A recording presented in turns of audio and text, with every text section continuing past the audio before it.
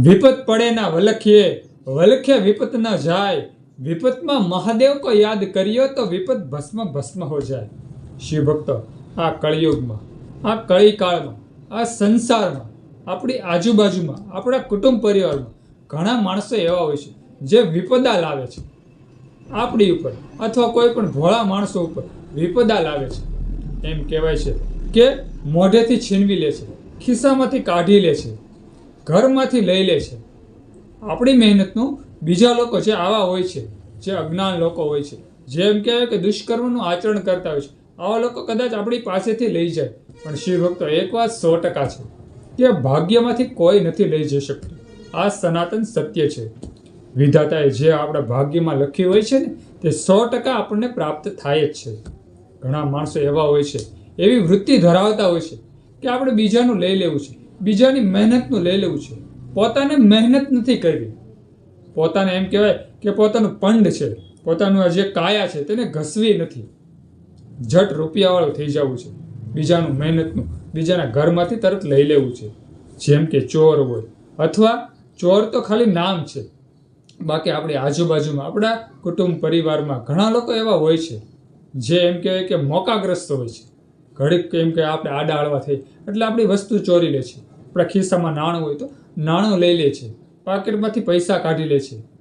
શિવ ભક્તો, પણ એક વાત 100% છે, જે આપણા ભાગ્યમાં લખ્યું હોય છે ને, તે આપણને 100% પ્રાપ્ત થાય છે। ભલે આપણી પર આવા લોકો વિપદા લાવે, પણ ભગવાન મહાદેવ આ બધું જોતા જ હોય છે, તેને પણ દંડિત કરે છે અને આપણા ભાગ્યમાં પણ વધારો કરે છે।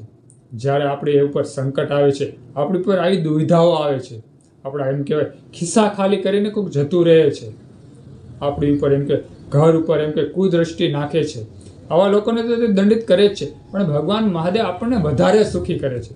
જ્યારે આપણે મૌન ધારણ કરી લઈએ છીએ ને, શિવજી ઉપર બધું છોડી દઈએ છીએ ને, ત્યારે 100% આપણે સુખી થઈએ છીએ। શિવ ભક્તોએ ક્યારેય મૂંઝાવું નહીં। જ્યારે આવા માણસો આપણને ભટકાઈ જાય, આવા માણસો આપણી ઉપર આપદા લાવે, ત્યારે ડરવું નહીં, ભગવાન શિવજી ઉપર પૂર્ણ ભરોસો રાખો, 100% આપણને તે સુખોની પ્રાપ્તિ કરાવશે। શિવ ભક્તો, આ કળિયુગમાં 2 પ્રકારના માણસો રહેતા હોય છે।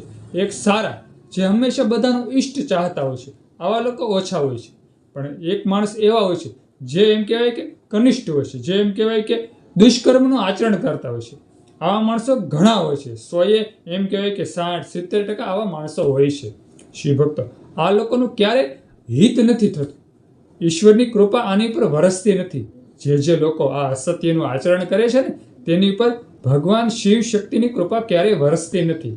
એટલે શિવ ભક્તો, હંમેશા તમામ શિવ ભક્તોને મારે એટલું જ કહેવાનું કે આપણે હંમેશા એમ કહેવાય કે સારું આચરણ કરવું, હંમેશા આપણે એમ કહેવાય કે સતના માર્ગે ચાલવું, તો ભગવાન શિવ અને શક્તિની કૃપા નિરંતર આપણી પર વરસતી રહે।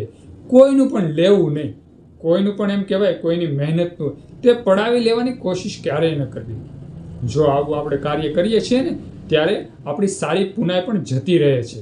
એટલે હંમેશા એમ કહેવાય કે સારું કાર્ય કરવું, કોઈનું મન દુભાય, કોઈની મહેનતનું, કોઈના ભાગ્યનું આપણે લઈ ન લેવું, કોઈના ઘરમાંથી આપણે લેવાની વૃત્તિ ન રાખવી।